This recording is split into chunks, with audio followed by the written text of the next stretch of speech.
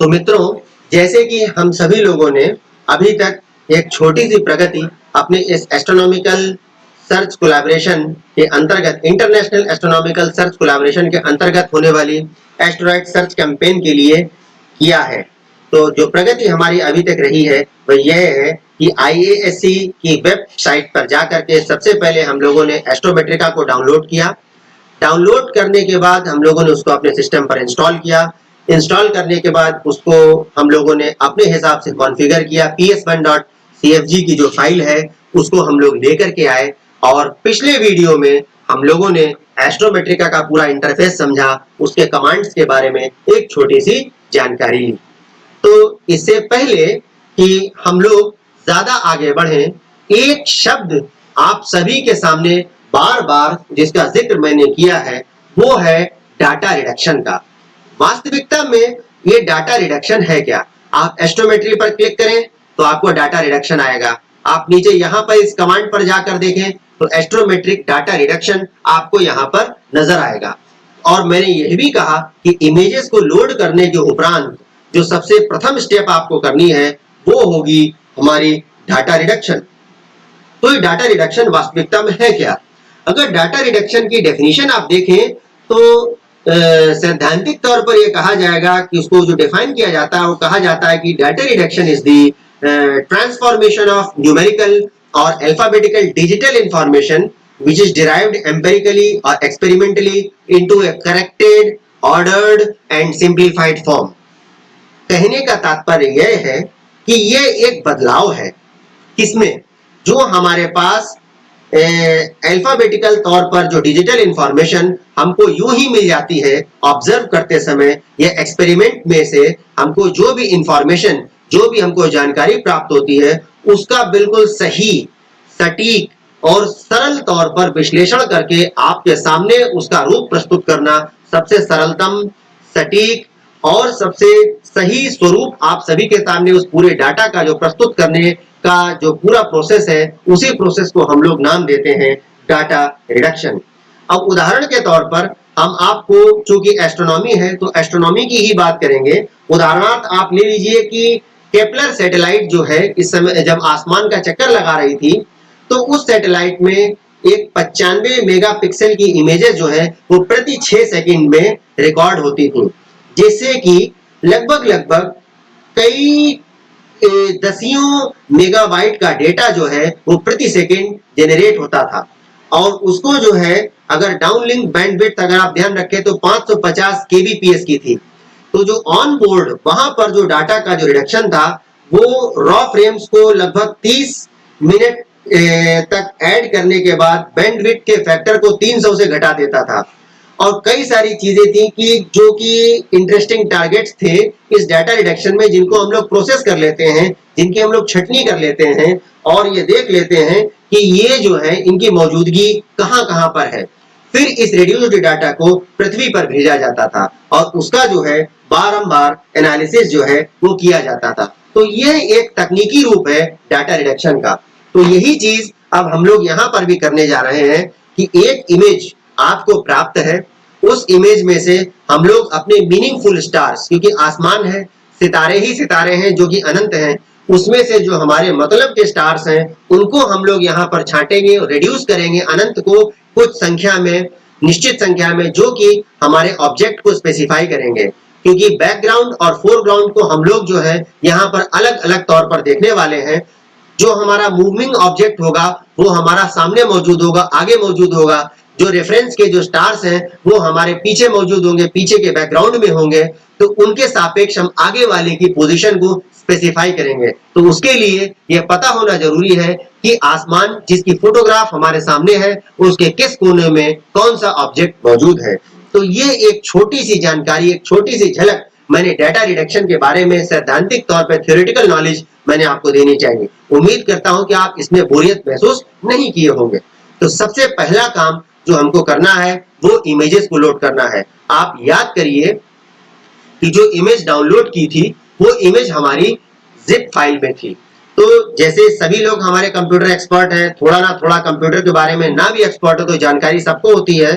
तो zip file को use करने के लिए, काम में लाने के लिए सबसे पहले आपको उसको अनजिप करना पड़ेगा। और अनजिप करने के लिए आपको विनजिप या विनरार, RAR के नाम से कई सारे सॉफ्टवेयर हैं, जो कि मैंने 2 बहुत पॉपुलर सॉफ्टवेयर्स के नाम आपके सामने लिए हैं। तो किसी ना किसी सॉफ्टवेयर की मदद से आप उसको अनजिप करिए और उसको एक जगह पे सेव कर दीजिए। वही जगह पर आपको जाना है जहां से आप इमेजेस को उठाएंगे।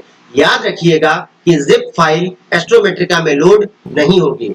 तो सर्वप्रथम आप फाइल में जाएं, आप इमेजेस को लोड करें, लोड में जाएं, इस तरीके से भी लोड कर सकते हैं, या यहां से चौथे आइकन में जाकर भी आप सीधे इमेजेस को लोड कर सकते हैं, या कंट्रोल और एल को इकट्ठा दबा करके भी कीबोर्ड से आप इमेजेस को लोड कर सकते हैं। अब आपको उस जगह पर जाना है जहां पर आपने इमेजेस को अनजिप करके सेव कर रखा है। जैसे कि डेस्कटॉप पर मैंने अपनी फाइल्स को अनजिप करके सेव किया हुआ है। मैं डेस्कटॉप पर जाता हूं, जिस फोल्डर में मेरी इमेजेस हैं मैं उस फोल्डर में जा रहा हूं, और यह है वो इमेज है। अगर आपको याद होगा, आप कुछ अपनी मेमोरी में याद करिए, लगभग लगभग वही नाम है। जी हाँ, ये वही इमेज है।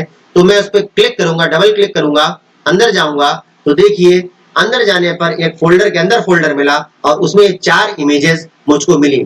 अब एक एक इमेज मैं नहीं लूंगा, मुझको चारों को इकट्ठा काम पर लेना है, इकट्ठा यूज करना है। तो अपने कीबोर्ड में कंट्रोल A की मदद से मैं चारों को सिलेक्ट करता हूं और इन चारों को ओपन करता हूं। एक एक करके ये चारों इमेजेस जो है वे आपके सामने कुछ इस तरीके से खुल जाएंगी। अब सबसे पहले, इससे पहले कि मैं डेटा रिडक्शन के लिए जाऊं और सितारों की खोज के लिए मैं निकलूं, मैं आपके सामने एक और कमांड को इंट्रोड्यूस करना चाहूंगा और एक छोटी सी बदलाव के बारे में आपको जानकारी देना चाहूंगा। आप देखें कि पहले शुरुआती 4 बटन्स को छोड़ करके बाकी सब व्हाइट थे, लेकिन जैसे ही इमेजेस खुली तो उनके सापेक्ष जिन बटन्स पे काम हो सकता है वो सभी रंगीन हो गए, अर्थात ये एक्टिव हो गए कि अब जो है इनसे हम लोग काम कर सकते हैं, ये कमांड्स अलाउड हैं। तो एस्ट्रोमेट्रिका में आप जैसे जैसे आगे बढ़ते जाएंगे वैसे वैसे कमांड्स ओपन होते चले जाते हैं।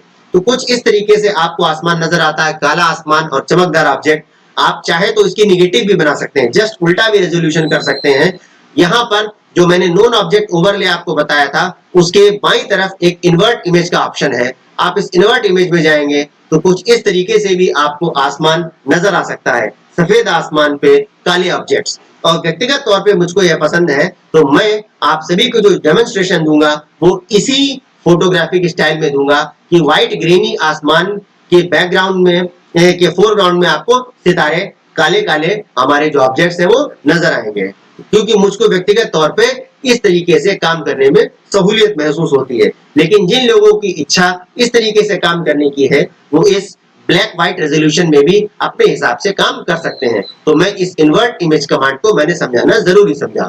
अब मैं इसको इन्वर्ट करके अपनी सुविधा के हिसाब से इमेजेस को ले आया। ये चारों इमेजेस अब आपके सामने हैं। तो सर्वप्रथम आपको जो कमांड फॉलो करना है वह है एस्ट्रोमेट्रिक डेटा रिडक्शन। तो आप एस्ट्रोमेट्री पे जाकर के डेटा रिडक्शन पे क्लिक कर सकते हैं, वही हरा बटन है। आप कंट्रोल+A अपने कीबोर्ड से क्लिक कर टाइप कर सकते हैं, टाइप कर सकते हैं, दोनों कीज को इकट्ठा दबा सकते हैं, या फिर ये हरे बटन पे जाकर के आप क्लिक कर सकते हैं। जब आप क्लिक करेंगे तो यहाँ पर एक कोऑर्डिनेट्स के नाम से आपको एक टैब खुल जाएगा और इसमें ऑब्जेक्ट की जगह ब्लैंक है। आप उसको सिलेक्ट ना करें, क्योंकि अगर आप इसमें सिलेक्शन वाले एरिया में जाएंगे तो आपको हजारों हजार ऑब्जेक्ट्स नजर आएंगे। तो एक एक ऑब्जेक्ट्स की जगह पर आप उसको अननेम्ड ही छोड़ दें, ताकि आपके किसी ऑब्जेक्ट के प्रति वो अलग से विशेष तौर पर उसकी डिस्कवरी या उसकी खोज के लिए आपका सॉफ्टवेयर न जाए। नीचे आने पर आप ये देखेंगे कि 2 चीजें आपको और भी नजर आ रही हैं, जो कि राइट एसेंशन और डेक्लिनेशन है। अब राइट एसेंशन और डेक्लिनेशन यानी, अब इसको सरलतम शब्दों में यदि कहा जाए तो वैसे पूर्ण रूपेण ये सही नहीं है, लेकिन अगर आप इसको किसी तौर पर किसी दूसरी चीज से मिलाना चाहें तो जो हमारे लैटिट्यूड और लॉन्जिट्यूड होते हैं, अक्षांश और रेखांश जो हमारे इस ग्लोब पर, धरती के मॉडल पर जो मौजूद होते हैं, तो इसी तरीके से जो हमारा सेलेस्टियल स्फीयर है, जो हमारा आसमानी ग्लोब है, उस आसमान में भी लैटिट्यूड और लॉन्जिट्यूड के सापेक्ष राइट एसेंशन और डेक्लिनेशन होते हैं। जैसे लैटिट्यूड और लॉन्जिट्यूड से आप धरती पर किसी भी जगह की लोकेशन बता सकते हैं, ठीक उसी तरीके से राइट एसेंशन और डेक्लिनेशन की तरह मार्फत आप जो है वो जगह बता सकते हैं जिस जगह की फोटोग्राफी हो रही है। तो ये जो है नॉर्थ साउथ पूरा अपने आप ही एस्ट्रोमेट्रिक का इंटेलिजेंट सॉफ्टवेयर है। ये अपने आप ही पूरी जानकारी निकाल करके आप सभी के सामने रख देगा। आपको करना क्या है, आपको इस एरिया का डेटा को रिड्यूस करना है। तो यहाँ पर आपको ओके पर क्लिक करना होगा और आप देख सकेंगे कि एक्सट्रैक्टिंग ऑब्जेक्ट्स आपके सामने आ गया। एक्सट्रैक्टिंग ऑब्जेक्ट्स का मतलब कि ऑब्जेक्ट्स को वो निकाल रहा है। थोड़ा ये समय लेगा, नॉट रिस्पॉन्डिंग आपको दिखेगा कि आपको ये लगना नहीं चाहिए कि सॉफ्टवेयर आपका हैंग कर गया है। एक्चुअली ये डेटा को इंटरनेट से जो है रियल टाइम निकाल रहा है, तो इसलिए जो है कभी कभी ये काफी समय भी ले लेता है। तो आपको भली विधि पूर्वक इंतजार करना होगा और जैसे ही जो है डाटा को पूरा तरीके से वो रीड कर लेगा, पढ़ लेगा, उसके बाद जो है वो डेटा को डाउनलोड कर लेगा। कभी कभी क्या होता है कि इस तरीके से रेफरेंस स्टार का मैच एरर आपके सामने आ जाता है, लेकिन इस तरीके का एरर हमेशा आपके सामने नहीं आएगा। ये अच्छी बात है कि इस केस में यह एरर आपको यहीं पर नजर आ गया, अन्यथा मुझको यह वीडियो अलग से बनाना पड़ता। तो जब आप डेटा को रिड्यूस करेंगे तो कभी कभी रेफरेंस स्टार का मैच का एरर आएगा। तो आपको यहाँ पर करना क्या है कि आप ऑटोमेटिक स्टार्स में जाएं और यहाँ पे सितारों की संख्या लिखी होगी। प्रथम आपको 200 नजर आएंगे, आप क्लिक कर लीजिए। शायद रिडक्शन हो जाए, शायद ना हो। अगर रिडक्शन आगे नहीं होता है तो आपको क्या करना होगा, दोबारा से ऑटोमेटिक में जाना होगा। सितारों की संख्या 400 होगी और तब तक आपको यह प्रोसेस करते रहना होगा जब तक डेटा रिडक्शन पूरी तरह से ना हो जाए। डाटा रिडक्शन होने के बाद आप ये देखें, एक टेबल जनरेट होगी, इसमें आपको सितारों की संख्या, रेफरेंस स्टार्स की संख्या, आपको ये सब नजर आ जाएंगे। और जैसा कि आप देख सकते हैं कुछ परिवर्तन आपको अपनी स्क्रीन पर भी होता हुआ नजर आएगा। अब मैं जूम इन टूल की मदद से आप सभी के सामने यह परिवर्तन आपको दिखाना चाहूंगा। आप देखेंगे कि कुछ कुछ ब्लैक ऑब्जेक्ट्स जो हमारे सितारे हैं, क्योंकि सर्किल हुआ है तो इसका मतलब ये सितारे हैं, इन सितारों पे आपको हरी रेखा नजर आ रही है। कुछ सितारे जो हैं वो आपको नीली रेखाओं से घिरे हुए नजर आ रहे हैं और कुछ सितारे जो कि यहाँ पर मौजूद नहीं है, कुछ डाटा की वजह से कभी कभी आपको पीली रेखाओं में भी सितारों की मौजूदगी दिखाई देगी। तो ये क्या है, जो पीली परिधि है या हरी परिधि है या नीली परिधि है, इसमें ये सितारे आपको ऐसे क्यों नजर आ रहे हैं?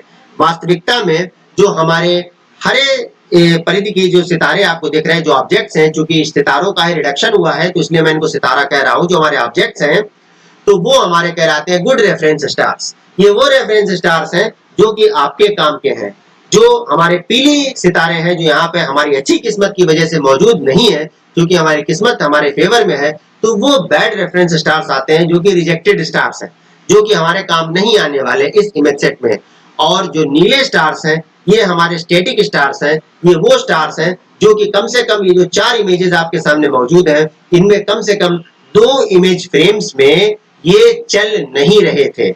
रेगुलर आसमानी मूवमेंट के साथ में जो चलने वाले सितारे हैं वो हमारे हरे या पीले में नजर आते हैं। जो कम से कम 2 फ्रेम्स में स्टैटिक थे, नहीं चल रहे थे, वो हमारे नीले हैं। तो आप देख सकते हैं कि कुछ संख्या में नीले सितारे मौजूद हैं, कुछ संख्या में हरी कवर के साथ में हमारे सितारे हमारे साथ यहाँ पर मौजूद हैं। तो यहाँ तक तो बात रही डाटा रिडक्शन की।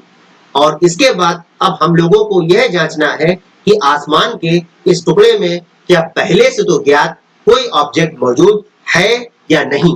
उसके लिए हमको करना होगा नोन ऑब्जेक्ट ओवरले।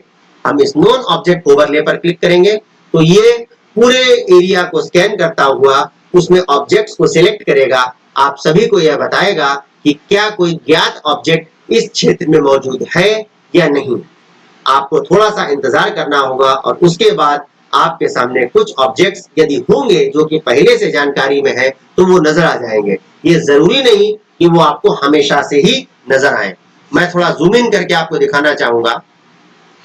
एक लाल रंग का एक ऑब्जेक्ट इस समय आप सभी लोग अपनी स्क्रीन पर देख सकते हैं, जिसका नाम है K15XY4L और यह 7 अक्षरों का बना हुआ है।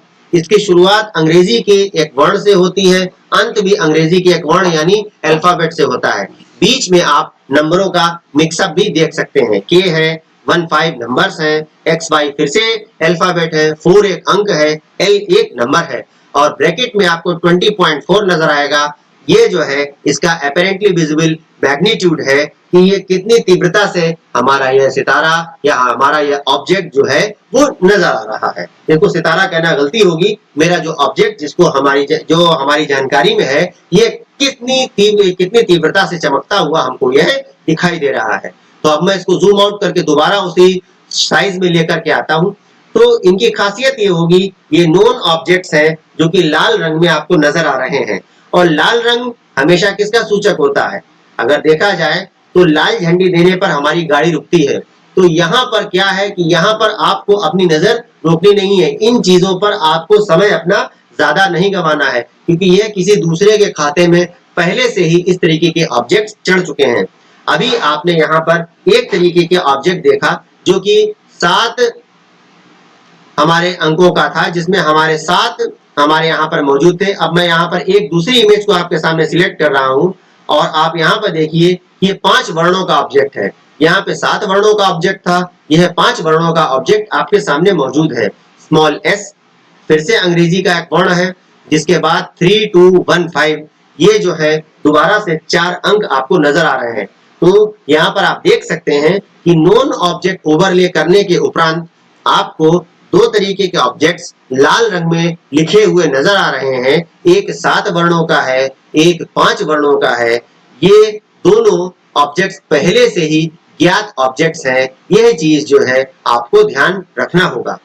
तो अब ये दूसरी स्टेप हमारी क्लियर हो चुकी है। पहली स्टेप में हम लोगों ने उन सितारों को छाटा जो कि हमारे बैकग्राउंड में मौजूद थे, जिनके फोरग्राउंड में हमारे ऑब्जेक्ट जो है हमको चलते हुए नजर आएंगे। दूसरी स्टेप जो हमने दूसरा काम किया वो हमने यह किया कि हमने पहले से मौजूद ऑब्जेक्ट्स के बारे में जानकारी करनी चाहिए कि क्या पहले से कोई ऑब्जेक्ट मौजूद है, और इसमें हमको 2 ऑब्जेक्ट्स की प्राप्ति हुई। और आप ये देख सकते हैं, अगर मैं थोड़ा जूम इन करूं, कि इस तरीके से छोटे छोटे ग्रिड में हमारी पूरी इमेज डिवाइडेड है। इसमें 4 पंक्तियां हैं, 4 रोज हैं और 4 ही कॉलम हैं। यानी 16 के ग्रिड में 4/4 के ग्रिड में हमारी ये पूरी इमेज है। जो भी हमारे ऑब्जेक्ट्स मौजूद होंगे वो हमारे 4/4 के इस ग्रिड में मौजूद होंगे। तो अब डाटा रिडक्शन करने के उपरांत, नॉन ऑब्जेक्ट ओवरले करने के उपरांत पूरी जानकारी हमने प्राप्त कर ली कि कौन से ऑब्जेक्ट जो पहले से ज्ञात है वो हमारी इमेज में मौजूद हैं। अब हम लोग आगे बढ़ेंगे इमेजेस को ब्लिंक करने के लिए, और ब्लिंकिंग के बारे में जानकारी हम वीडियो के अगले हिस्से में देंगे। धन्यवाद।